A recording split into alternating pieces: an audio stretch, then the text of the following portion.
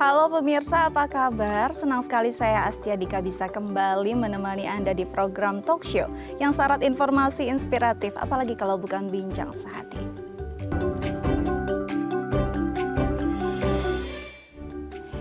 Ya pemirsa, bincang sehati ini sudah masuk ke lebaran di hari ketiga. Pastinya mungkin sudah mulai bosan nih dengan makanan yang ada disajikan di rumah gitu ya. Nah biasanya udah mulai jajan keluar nih, makan makanan yang ada di pasaran gitu ya. Enak-enak sih emang, dan itu pastinya rasanya gurih banget. Tapi kita harus perhatikan juga nih kandungan makanan yang kita beli. Jajanan yang ada di luar itu kandungannya apa aja, jangan sampai justru membahayakan kesehatan kita. Salah satu kandungan yang berbahaya untuk kesehatan kita adalah karsinogen. Apa sih karsinogen? Bahayanya sejauh mana sih? Nanti kita akan bahas sebagai topik utama kita. Tapi sebelum itu kita akan bahas dulu mitos atau fakta seputar makanan sehat. Saya sebutkan satu persatu ya. Oke, yang pertama adalah sea salt lebih sehat dibandingkan garam dapur. Apa sih bedanya sea salt dan garam dapur? Mungkin kadang-kadang sama-sama asin kan gitu ya. Nah, perbedaannya adalah dari prosesnya. Biasanya sea salt itu dibuat dari evaporasi dari air laut ataupun danau asin. Nah, biasanya prosesnya lebih pendek dan ini menentukan tekstur hingga warnanya. Nah, kalau garam dapur prosesnya lebih panjang dan ada beberapa zat yang memang ditambahkan untuk memperpanjang juga nih usia dari si garam tersebut agar lebih awet istilahnya gitu ya. Nah, apakah benar bahwa garam dapur itu tidak jauh lebih sehat dibandingkan sea salt? Nah, sejauh mana sih sebenarnya ini berpengaruh untuk kesehatan kita? Nanti kita akan tanyakan bersama pakarnya. Oke, selanjutnya adalah kacang-kacangan adalah camilan sehat. Kita memang enak ya kalau makan kacang tuh, apalagi kacang-kacangan yang seperti almond gitu ya, walnut dan segala macam itu biasanya kita makan mungkin bisa bersama dengan granola dan segala macam berries gitu ya, itu enak banget dan kita ngerasa kayaknya sajian itu sehat banget nih untuk kita. Nah, sejauh mana sih sebenarnya kandungan kacang-kacangan ini bermanfaat untuk kesehatan kita? Ada nggak sih batasannya? Jangan-jangan kalau kita makan terlalu berlebihan justru memperburuk kesehatan kita gitu ya. Nanti kita akan tanyakan juga nih bersama pakarnya. Bagus nggak sih kacang-kacangan untuk kesehatan kita? Dan kacang-kacangan apa saja yang memang berpengaruh baik untuk kondisi badan kita? Oke, kita lanjutkan ya. Yang ketiga, makanan tanpa atau rendah lemak selalu lebih sehat. Lemak tuh kayaknya jadi momok gitu ya dalam makanan. Aduh, makanan ini berlemak nih. Pasti yang difikirkan pertama kali adalah berat badan, lalu ada kolesterol di situ juga ya. Nah, kita akhirnya menghindari makanan-makanan berlemak dan itu memang dianggap lebih sehat. Nah, apakah selalu makanan yang rendah lemak atau tanpa lemak itu selalu lebih sehat? Apa sih yang membuat ini lebih sehat dikonsumsi dibandingkan makanan yang memang tinggi lemak? Nanti kita akan tanyakan juga nih bersama pakarnya. Oke, selanjutnya adalah biji-bijian. Nah, biji-bijian adalah superfood.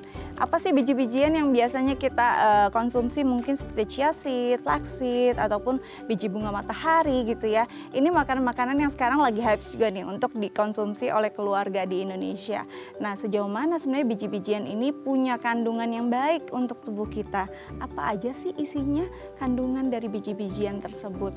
Isinya apakah banyak seratnya, apakah banyak mineralnya, apakah ini memang bagus untuk dikonsumsi setiap hari? Siapa saja yang memang dianjurkan untuk mengonsumsi biji-bijian? Nanti kita juga akan tanyakan bersama dokter kita ya. Oke, selanjutnya adalah melewatkan sarapan bisa meningkatkan berat badan. Ada nih beberapa yang mungkin menggunakan intermittent fasting untuk dietnya gitu ya. Biasanya mereka memilih untuk melewati sarapan gitu. Tapi ada juga saat sarapan dilewatkan, makan siangnya jadi jauh lebih banyak karena jauh lebih lapar. Apakah cara seperti ini justru membuat berat badan kita jadi bertambah dengan cepat? Atau justru bisa membantu program diet kita? Itu nanti kita akan tanyakan juga nih, pasti ditunggu-tunggu jawabannya. Karena itu jangan kemana-mana, tetap bersama kami di Bincang Sehati.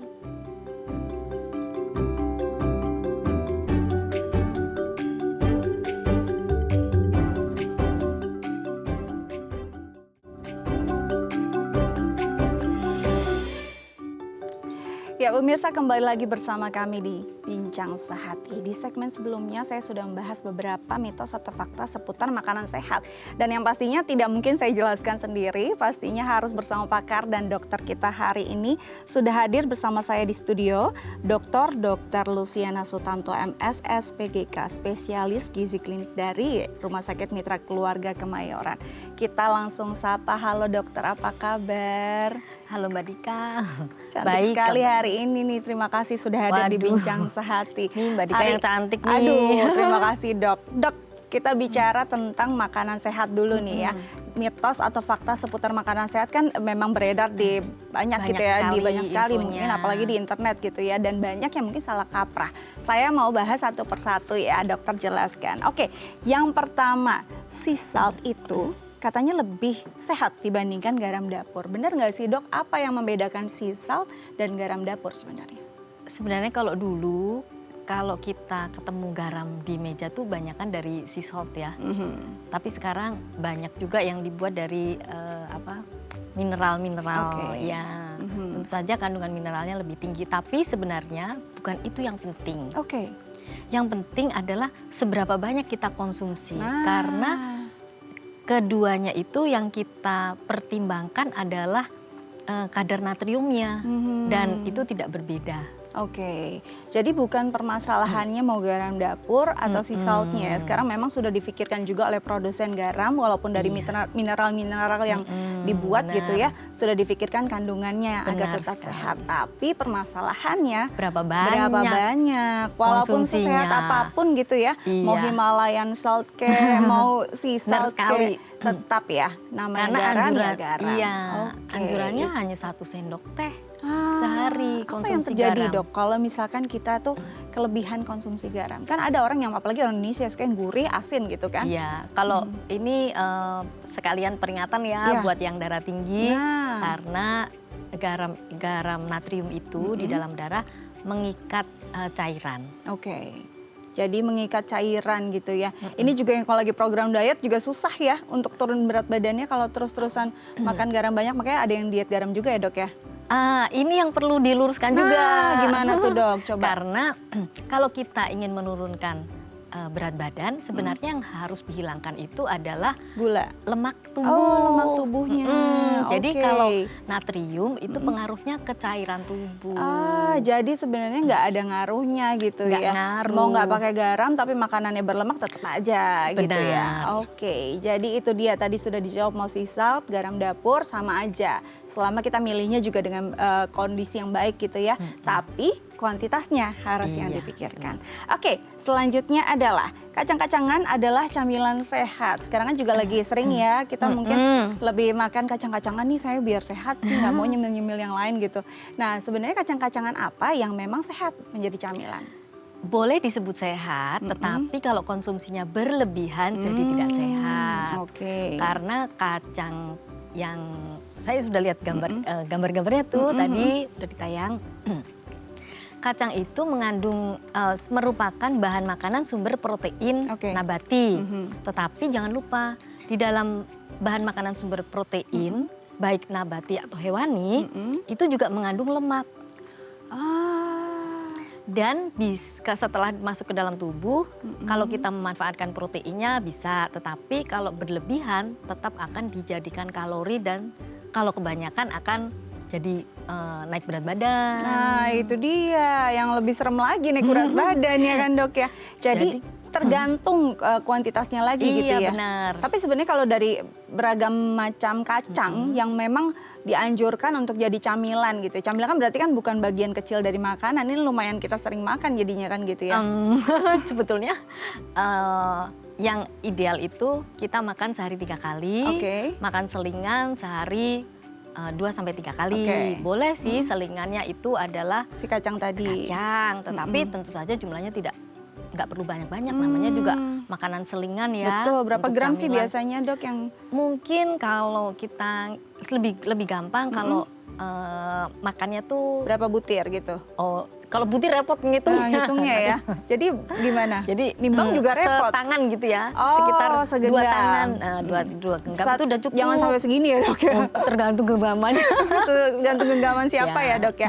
Oke, jadi memang kuantitasnya mau kacang apapun sama aja selama kuantitasnya itu ya. Iya, setiap kacang punya kelebihan, Oke.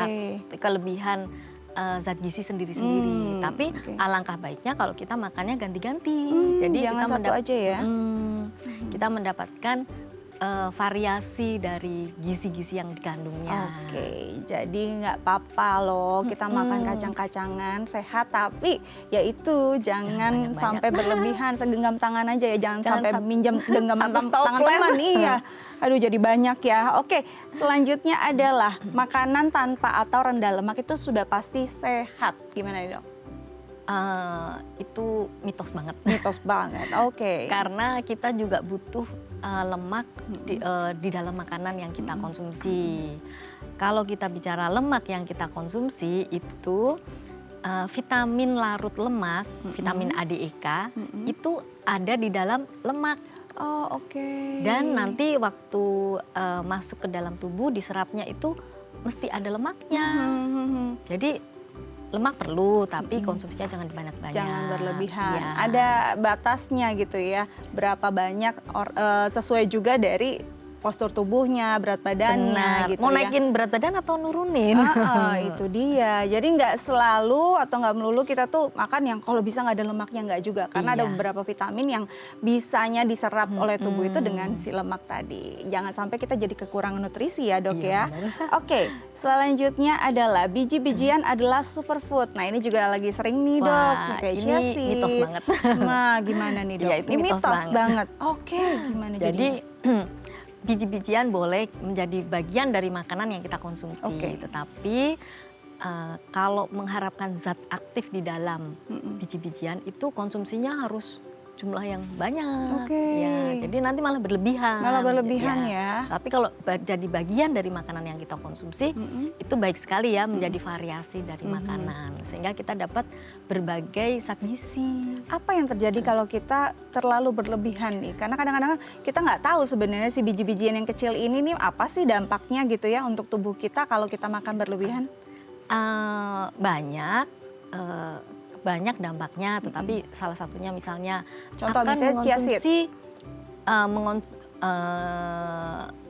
saya nggak spesifik itu aja Ya, deh. oke, boleh. Jadi bisa kalau kandungan mineralnya terlalu banyak itu bisa mengganggu tubuh. Gitu. Oke, gangguannya tuh seperti apa juga banyak ya dok ya? Banyak. Oke, jadi nggak selalu kalau ini bagus terus dimakan berlebihan nggak kayak gitu itu ya? terus makannya Itu terus ya dianggap bagus. Variasi berulang-ulang. makanan perlu ya dok ya? Penting sekali, itu penting Sekali karena kita juga perlu nutrisi yang lengkap, nggak cuma dari 1 atau 2 bahan makanan Benar saja. sekali. Oke, selanjutnya adalah melewatkan sarapan bisa tingkatkan berat badan. Ini mitos atau fakta nih dok? Ini fakta banget. Fakta Karena banget. risetnya sudah ada Oke, banyak dan sudah banyak. lama. Malah justru kalau kita nggak sarapan itu malah berat badannya naik. Iya. Ini kan kadang-kadang orang malah Nggak lewatin percaya ya. gitu. Saya mau makan 2 kali aja sehari biar saya nggak naik berat badan gitu. Iya, Jadi saya nggak benar. mau sarapan. Nah, apa yang membuat akhirnya tidak sarapan ini naik berat badan? Ternyata orang-orang yang tidak sarapan, ini pada riset ya, yang sarapan dibandingkan dengan yang tidak sarapan. Ternyata yang tidak sarapan itu nyimpen snack itu lebih banyak. Dan makan snack itu kalau tidak terhitung gitu ya, ternyata jumlahnya lebih banyak dari makan sarapan. Aduh, jadi mendingan sarapan dong yang dok. Itu baru yang pertama. Itu baru yang Ada yang pertama. kedua. Apa tuh dok? Penjelasannya. Ternyata makan siangnya jadi lebih banyak kalau kita nggak Betul, sarapan. betul karena terlalu lapar ya dok ya. Iya, dan itu ternyata signifikan meningkatkan berat badan. Bahkan nggak cuma makan siangnya, makan sorenya, makan malamnya gitu? jadi lebih banyak ya. Memang itu Itu makannya emang kayak banyak. suka makan aja kayaknya. Makanya kadang-kadang mungkin di bulan Ramadan kemarin kan juga banyak yang nggak sahur gitu ya dok ya. Itu akhirnya jadi pas buka juga lumayan. Wah, itu lebih nggak sehat lagi. Lebih nggak sehat Lebih lagi, nggak sehat lagi. karena panjang sekali dia tidak makannya. Iya, benar. Oke, jadi itu mitos ya. Jadi jangan sampai lewatkan sarapan. Apalagi untuk anak-anak nih penting. Sarapan Penting itu bisa berpengaruh untuk pertumbuhan dan juga perkembangan dia ke depan. Oke, nanti kita ada lagi. Apa tuh, Dok? ternyata anak-anak yang sarapan nilainya lebih bagus. Lebih tinggi, betul. Akademiknya lebih bagus. Iya, betul. Ini udah benar-benar melalui riset. Jadi ibu-ibu di rumah jangan malas ya untuk nyiapin sarapan untuk anak. Dan juga mungkin sebelum ke kantor kita tetap harus sarapan ya. Karena ini penting sekali untuk kita daripada kita nanti tiba-tiba mengembang, berat badan kita jadi tambah banyak gitu ya. Gara-gara kita melewatkan sarapan. Oke, nanti kita lanjut lagi dengan tema kita hari ini. Tetap bersama kami di Bincang Sehati.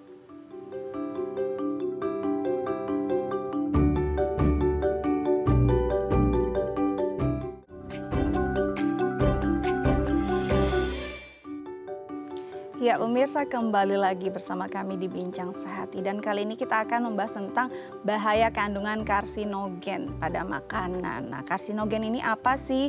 Bahayanya seperti apa? Bisa nggak sih kita mencegah agar kita tidak mengonsumsi kandungan tersebut gitu ya? Gimana caranya? Nanti kita akan bahas bersama dokter kita. Namun sebelum itu, untuk pemirsa di rumah yang mungkin ingin bertanya terkait tema kita hari ini, bisa menelpon kami di 021 290 32644 atau DM ke Instagram kami di @family. Oke, kita lanjut lagi bersama dokter kita, Dr. Luciana Sutanto, MSS, PGK, spesialis gizi klinik dari Rumah Sakit Mitra Keluarga Kemayoran.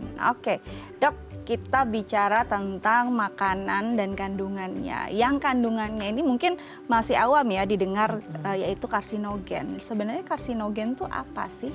Karsinogen itu adalah substansi yang memicu timbulnya atau terjadinya kanker. Oke, gitu. Serem banget ya.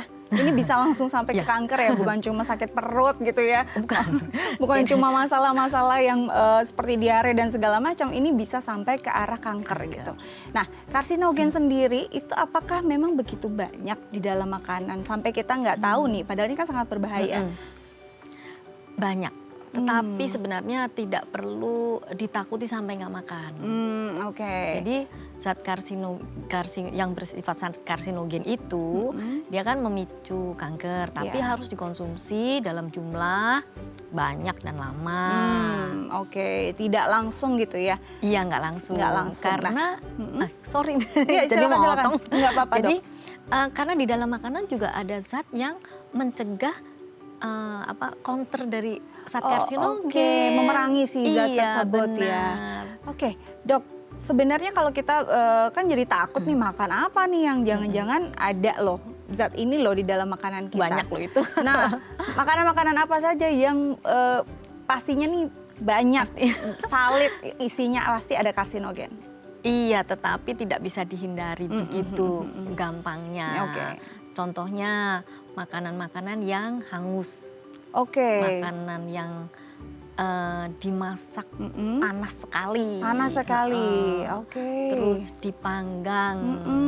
Dipanggang tuh kena api gitu kena maksudnya. Kena api langsung gitu ya, oke. Terus ternyata di dalam protein itu juga ada yang namanya zat pirol, itu juga bersifat karsinogen.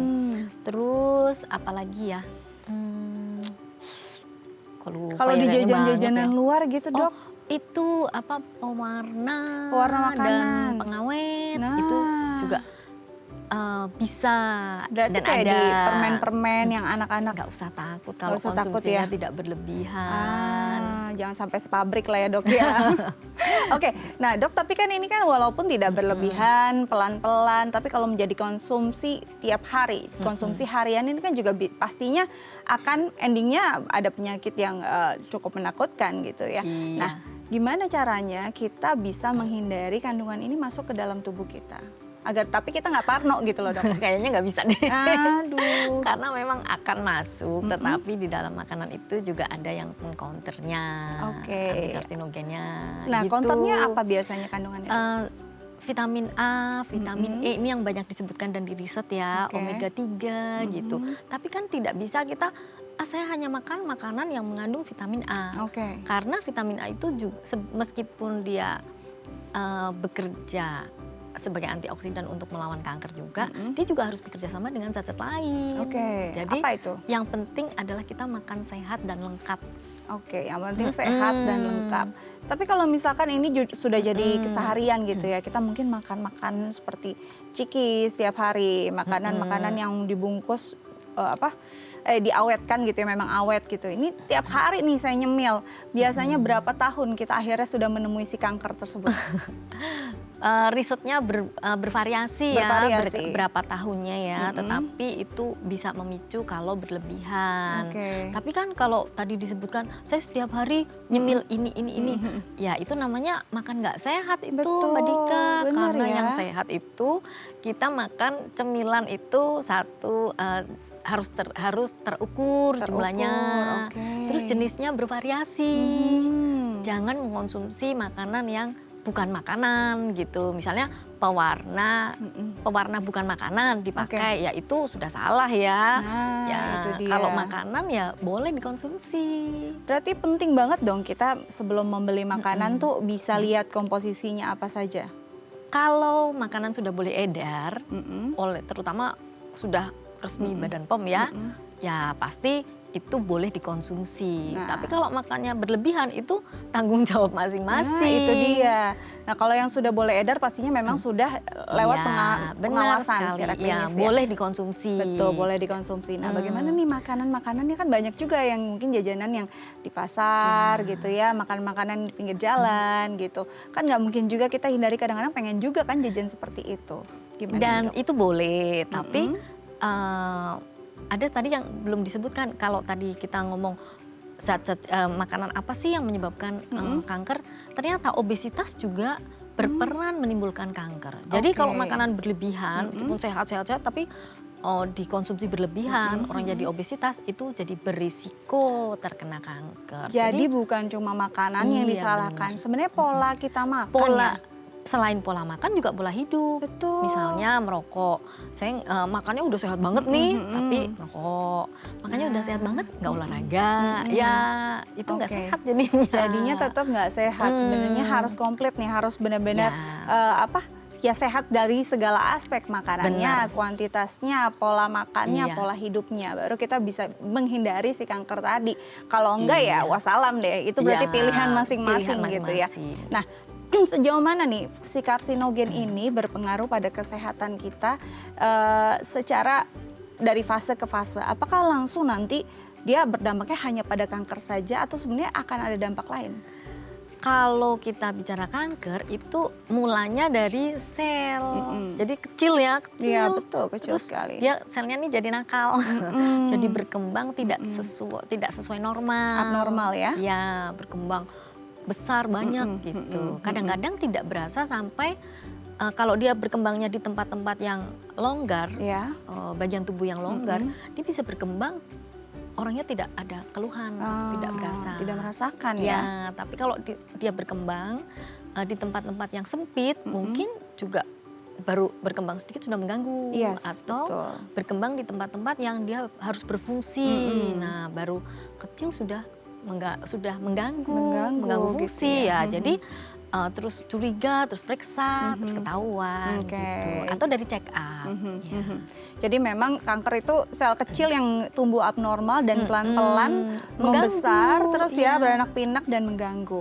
Nah, kalau balik lagi nih tadi si karsinogen tadi, apakah langsung sampai jadi kanker atau sebenarnya ada impact lain sebelum itu? Sebenarnya dia memang tujuannya rusak fungsi organ kah? Rusak fungsi organ nanti kalau sudah jadi kanker. Iya. Oke. Jadi tetap di kanker dulu baru nanti dia akan macam-macam ya. Oke, Dok, usia berapa sih yang rentan ini tuh bisa lebih cepat berpengaruh atau berdampak negatif? Segala usia ya. Segala usia ya. Kalau usia tua tentu saja lebih cepat lagi ya. Cepat. Tapi bayi anak juga mereka sudah ada yang terkena, tetapi mereka biasanya bukan dari paparan lingkungan yang tadi makanan, asap rokok, tetapi memang sudah lebih ada bawaan. Oke. Nah ini kan kalau kita lihat yang bawaan juga pastinya akan lebih serem lagi ya dok ya. Nah boleh nggak sih dok?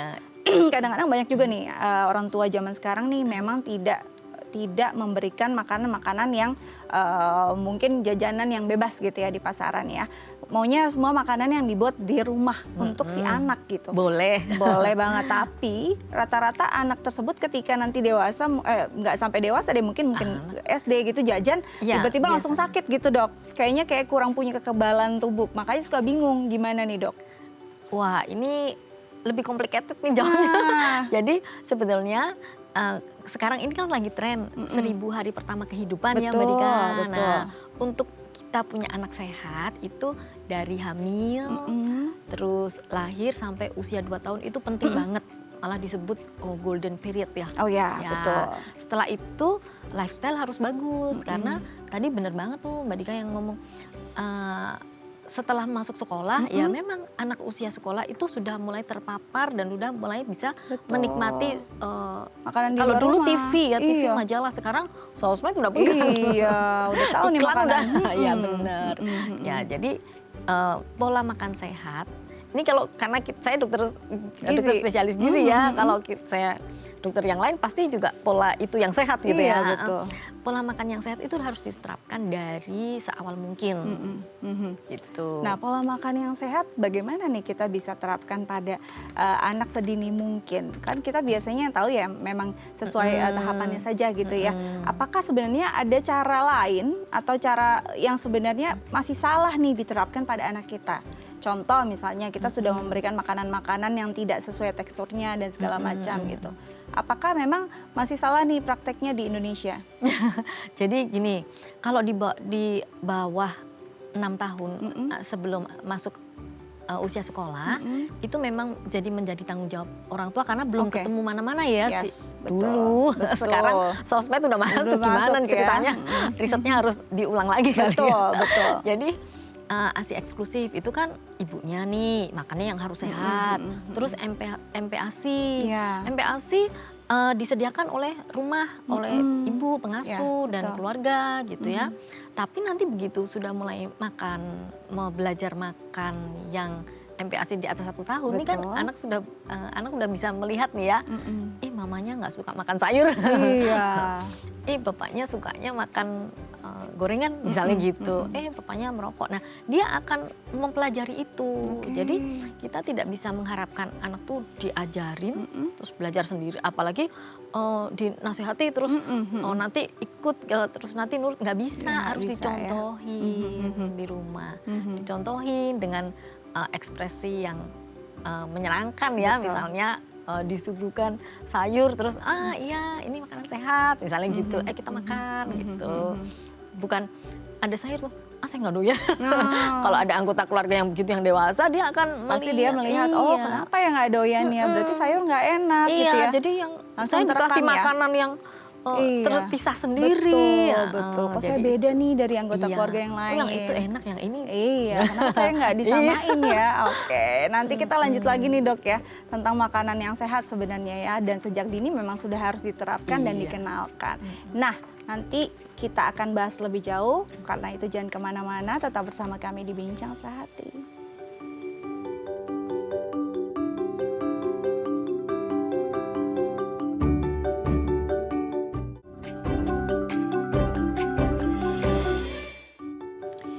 Ya, pemirsa kembali lagi bersama kami di Bincang Sehati, masih membahas tentang karsinogen yang berbahaya untuk tubuh kita, plus gimana sih caranya kita menjaga kesehatan kita dengan makanan yang sehat ya. Dan bagi pemirsa di rumah yang mungkin punya pertanyaan terkait tema kita hari ini, bisa menelpon kami di 021 290 32644 atau DM ke Instagram kami di @theifamily. Kita lanjut lagi bersama Dr. Luciana Sutanto MS, SPGK, spesialis gizi klinik dari Rumah Sakit Mitra Keluarga Kemayoran. Oke, dok, tadi kita bicara tentang karsinogen, kan kita juga bingung ya makanannya yang mana, rasanya aja kita nggak tahu seperti apa sih karsinogen, jadi kita nggak bisa bedain gitu kan.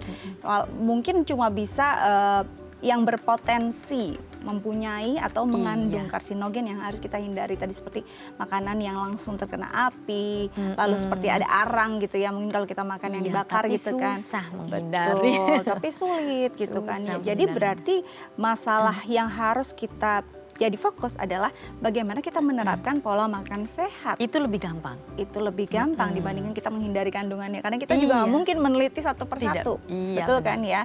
Nah, sebenarnya kalau kita bicara tentang pola makan sehat, nah biasanya kan orang yang paling mungkin dari kecil kita ingat 4 sehat 5 sempurna, itu aja gitu. Itu benar, karena dulu ini banget ya, di Iya. sekolahan itu terus ya. Padahal di rumah nggak dipraktekin juga ya dok ya. sekarang sudah berubah. Nah sudah berubah. anjurannya. Perubahannya apa dok? Mungkin bisa dijelaskan. Berubahnya sebenarnya disempurnakan ya. Itu ide itu masih bisa diingat. Oke. Nah, tapi sekarang lebih gampang sebenarnya. Yaitu pola gizi seimbang. Pola makan gizi seimbang. Pola makan gizi seimbang. Jadi mencakup semuanya, mencakup jadwal. Jadwal tadi sempat disinggung ya, sehari makan 3 kali, selingan 2-3 kali. Nah, buat yang lagi ingin menurunkan berat badan, selingan 3 kali itu penting. Justru buat penting yang ya? Justru buat yang diabetes itu penting banget malah 3 kali. Tapi kita harus mengingat total kalori yang kita konsumsi sehari dibagi makannya menjadi 5-6 kali itu. Jadi bukan kalau 6 kali itu jadi 6 kali 6 porsi besar gitu, ya bukan itu ya? kalau mau meningkatkan berat badan. Nah, gimana caranya kita mengetahui tadi berapa kalori yang dibutuhkan? Karena berbeda-beda kan ya setiap orangnya.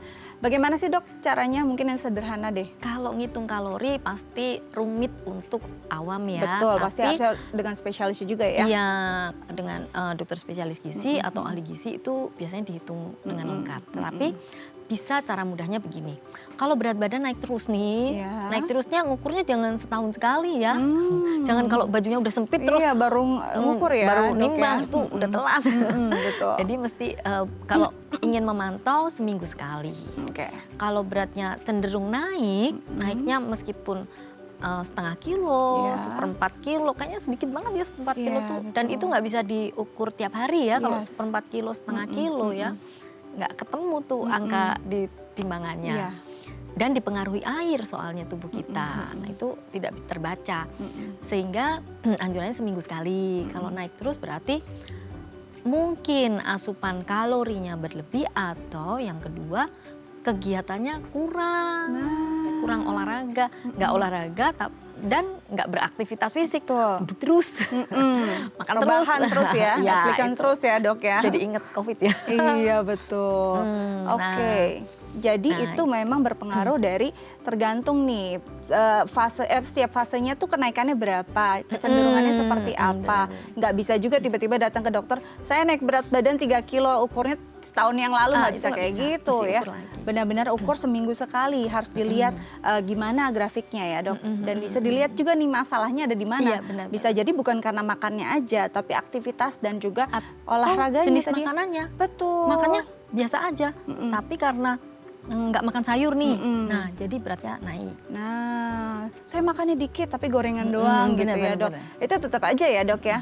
Walaupun memang makanannya kuantitasnya dikit, tapi kan kita nggak tahu kandungan kalorinya di dalamnya gitu ya. Jadi dari situ baru bisa dihitung. Setelah dihitung, setiap orang punya kebutuhan kalori masing-masing hariannya. Minum ya, soalnya kayaknya. Silahkan dok, silakan. Oke, jadi setiap orang punya kandungan atau kebutuhan kalori masing-masing gitu ya dok ya. Nah setelah punya kebutuhan kalori masing-masing apa nih? Pastinya nggak cuma itu aja kan. Berarti butuh berapa proteinnya, karbohidratnya. Itu kan juga harus benar-benar sesuai. Jangan sampai kita ternyata kebutuhan misalnya 1.900 kalori sehari. Itu karbohidrat semua kan nggak mungkin juga ya dok ya. Itu nggak sehat. Itu nggak sehat. Gimana nih dok? Yang sehat itu kita harus terpenuhi makanannya semua, dari karbohidrat, protein, lemak, vitamin, dan mineral. Dan zat-zat lain yang ada di dalam makanan. Nah persentasenya? Untuk gampangnya, yaitu kalau kita punya piring tuh, sepertiga adalah bahan makanan sumber karbohidrat. Sepertiganya ya? Sepertiga. Bahan makanan sumber karbohidrat tuh nasi, mie, itu yang sering-sering dihindari tuh sekarang. Betul. Bisa dari roti, ubi, singkong, apalagi ya? Jagung, pasta. Ya. Itu sepertiganya. Lalu? Terus sama banyaknya itu sayur. Sayurnya juga sepertiga berarti? Sama banyaknya. Nah ini yang salah ya, kadang-kadang dikit doang kan? Garnish doang ya? Garnishnya sering ditinggal. Iya, sering ditinggal nggak dimakan lagi ya dok ya. Terus? Kemudian Lauk. Lauk bisa dari hewani, bisa dari nabati. Oke. Ya kalau kayak kita nih, cukup 1 sampai 2 potong aja. Ya, nggak perlu banyak-banyak banget Nggak lah ya perlu, dok ya. karena kita udah nggak tumbuh ke atas nih Betul, Mbak Dika. betul. Tumbuhnya ke samping ya Iya. dok. Samping, depan, belakang. Depan, belakang, samping gitu ya. Jadi lauknya secukupnya tadi ya, Iya. 1 atau 2 potong saja. Kalau untuk yang aktivitasnya banyak atau lagi pembentukan Ya. badan, boleh tuh nambah sedikit Proteinnya. ya. Untuk yang tinggi-tinggi mungkin bisa 3 potong 3 gitu ya potong, lauknya. oke. Cuma ingat kalau goreng tepung berarti minyaknya akan nempel banyak. Betul, itu harus dihitung tuh ya dok. Nah itu harus dihitung. Oke, Nah. jadi ya udah mengurangi tuh Ya. jatah kalorinya tuh kalau digoreng ya. Dan itu 1/6 dari piring makan Piring kita. makan, oke. Nah 1 bagian lagi adalah buah. Buah. Juga nggak usah banyak-banyak. Oke. Jadi kalau buah terus di jus sampai 1 gelas buah semua, Iya. ya itu kalorinya jadi banyak. Itu justru kalorinya jadi banyak Iya. gitu ya. Bahkan banyak yang menggunakan itu kan untuk program dietnya juga ya dok ya. Iya, benar. Buah banyak-banyak.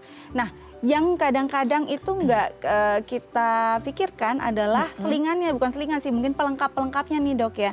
Contohnya selingan mungkin maksudnya. Enggak, Pelengkapnya. kerupuk misalnya. Variasinya. Iya variasinya. Kadang-kadang orang Indonesia kan ya nggak lengkap, kadang-kadang ada kerupuknya gitu ya. Nah si kerupuk ini kan digoreng juga dan Benar, dari gimana nih, tepung? umumnya ya, ini kita ngomong kerupuk Yang umumnya, umum ya. heeh. Tepung dan minyak. Betul. Kira-kira 1 lembar segini mungkin sekitar 50 kalori ya. nah gede banget ya dok.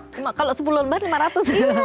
Kalau setengah stoples Gimana tuh dok? Waduh. udah habis jatah makan. Jatah makannya udah habis, makan kerupuk aja ya.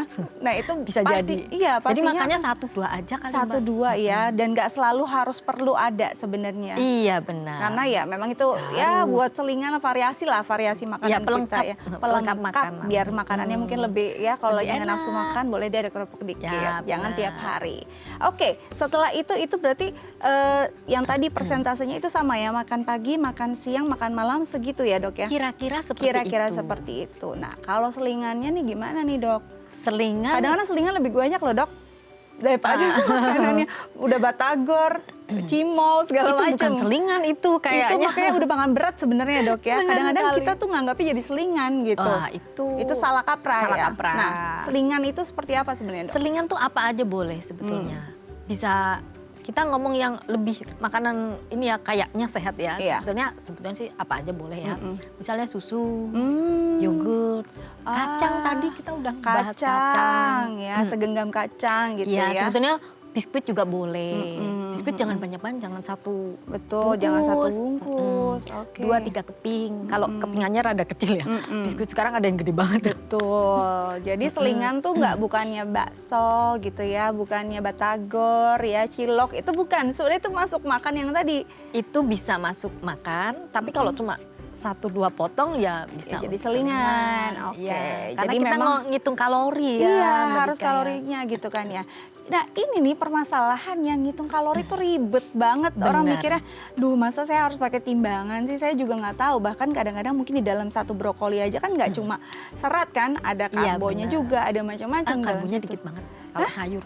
Nah, gimana? Karbonya dikit, jadi Nah, nggak usah terlalu nggak usah dihitung. terlalu pikirin ya dok ya. Nah cara sederhana agar kita nggak kerepotan untuk menghitung kalori yang kita makan tuh gimana?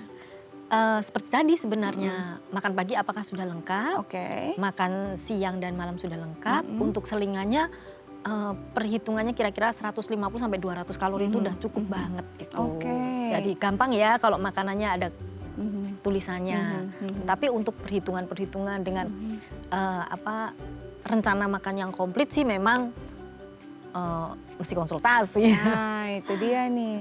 Nah kadang-kadang juga kita kan kalau mungkin udah malam ya dok, males nih makan-makan yang lengkap seperti itu. Makanlah makanan instan sebagai makanan malam. Gimana nih? Instan bukan berarti tidak lengkap, bisa lengkap. Misalnya paling gampang mie instan nih, Iya, mau nanya mie instan nih kayaknya. misalnya ya. Mie instan yang perlu diperhatikan, mie instan kita perhitungkan mie-nya Oke, misalnya. sebagai karbonya ya. Iya sebagai karbonya, bahan makanan sumber karbohidrat gitu ya. Kalau bumbunya tolong dipertimbangkan natriumnya, Natriumnya atau ya. ya yang tadi Jangan kita sampai sudah kelebihan bahas garam ya. ya. Terus bisa kita lengkapi, misalnya cemplungin telur, sayur kan tinggal dipotong-potong, nyemplung. Jadi Itu jangan bisa makan banget. mie instan tok gitu ya. Kalau itu benar-benar Itu karbo banget. Iya, itu karbo banget ya, dan itu pasti kurang gitu ya. Kurang lengkap, Kurang tapi lengkap. lebih gizi. Karena kalau misalnya satu bungkus mie instan yang standar ya, bukan yang kita nggak ngomong Bukan yang jumbo, jumbo ya. buat kita makan itu sebetulnya agak banyak loh itu. Oke. Itu baru yang kecil tuh ya, agak banyak. standar yang reguler. Yang reguler. Itu agak banyak Kalau tuh, Dok. saya pun cuma ngambil setengah. Karena setengah dari mangkuk saya isi dengan sayur. Nah, saya harus ikutin dokter berarti ya. Jangan sampai kayaknya kadang-kadang aduh satu kurang, dua kelebihan. Kan kadang-kadang gitu ya kalau kita Iya, makan makanan benar. yang instan gitu ya. Nah, ternyata itu aja porsinya yang kecil itu tuh ternyata lumayan berlebih untuk kita. Bahkan dokter tadi makan setengahnya lalu diisi dengan sayur dan juga protein. Protein, Oke, iya. itu Dan jangan penting. lupa selingan di sore hari supaya malamnya nggak Terlalu lapar sekali. gitu Makan ya. malamnya nggak lapar banget. Benar. Jadi memang harus pintar-pintar, nggak usah biarin deh kita berikan pada ahlinya untuk bisa menghitung kalori kita gitu. Kita tinggal menerapkan apa yang memang sudah dianjurkan oleh dokter kita. Oke, nanti kita lanjut lagi dok ya, tapi kita harus jeda terlebih dahulu. Pemirsa jangan kemana-mana, tetap bersama kami di Bincang Sehati.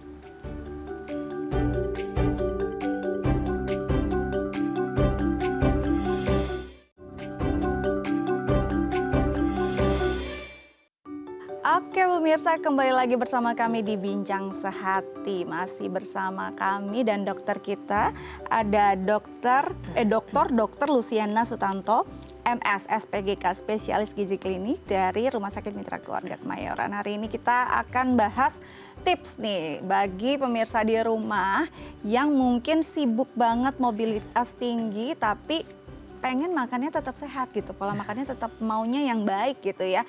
Nah biasanya kebiasaan-kebiasaan kita itu yang membuat pola makan kita jadi nggak baik, pola hidup kita juga berantakan ya dok ya. Kita bahas satu persatu nih tipsnya ya dok ya.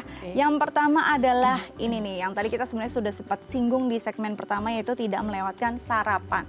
Jadi sarapan itu penting banget ya dok ya, padahal kadang-kadang itu yang paling sering terlewat untuk kita yang mobilitas tinggi. Apalagi kan kalau berangkat kantor sekarang udah macet banget ya dok ya. Duh kalau kita sarapan Alasannya. Nah, alasannya gitu ya, nggak sempet nih, apalagi kalau naik angkutan umum gitu kan nggak sempet deh sarapan, udah terlewat akhirnya. Nah sebenarnya kalau memang kita cuma punya waktu sedikit untuk sarapan gitu ya, nah kalau makannya tetap nutrisinya lengkap, itu makanan apa yang bisa kita makan di pagi hari?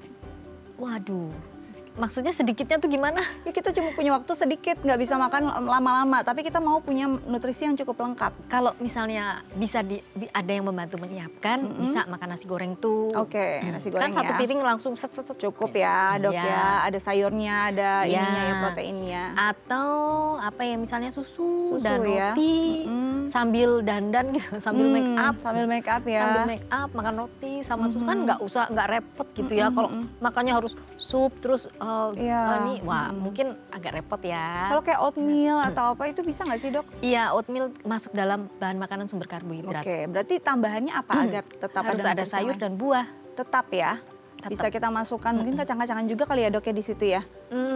Iya bisa. Bisa kacang-kacangan dan buah. Jadi memang benar-benar ini harus dipikirkan nih kandungannya apa. Kadang-kadang mungkin karena kita terlalu sibuk, nggak punya waktu banyak untuk bisa makan gitu atau sarapan. Jadi memang kita bisa menggunakan atau mengkonsumsi makanan-makanan yang memang membantu kita untuk makannya tuh nggak terlalu lama tapi nutrisinya lengkap. Tadi dokter bisa bilang ada nasi goreng gitu ya, lalu mungkin yang ditambah dengan sayur dan juga telur gitu, atau mungkin tadi ada havermut atau oatmeal yang bisa ditambah kacang-kacangan ataupun buah-buahan. Oke, selanjutnya ya dok ya, jangan terlalu banyak minum kopi. Aduh, untuk milenial sama Gen Z tuh kopi kayaknya udah makanan minuman sehari-hari. Kadang-kadang juga sarapannya cuma kopi. Gimana nih? Nggak sehat. Nah, nggak sehat karena kopi kalau tidak ada susunya berarti cuma kopi aja. Kopi aja dan gula ya dok ya. Apalagi kadang-kadang jarang pakai gula juga kan. Iya, berarti itu sangat tidak lengkap ya. Padahal kelengkapan sarapan itu penting banget. Karena ternyata pada penelitian, selain pada anak yang nilainya jadi, aduh gatel nih Mbak. Batuk, silakan duduk, duduk deh. Minum dulu dok, minum dulu dok. Jadi selain minum dulu deh. Minum dulu dok. Jadi memang ternyata kopi nggak bisa nih jadi sarapan tunggal gitu ya? Nggak bisa. Isinya sangat-sangat nggak lengkap. Nah, kalau pada anak, itu tadi kita sudah bahas ya. Nilainya jadi, nilai sekolahnya jadi kurang bagus gitu. Ternyata orang kerja juga begitu. Oke, jadi performa kerjanya juga kurang baik ya? Benar. Karena nggak lengkap nutrisi paginya gitu ya jadi, dok ya?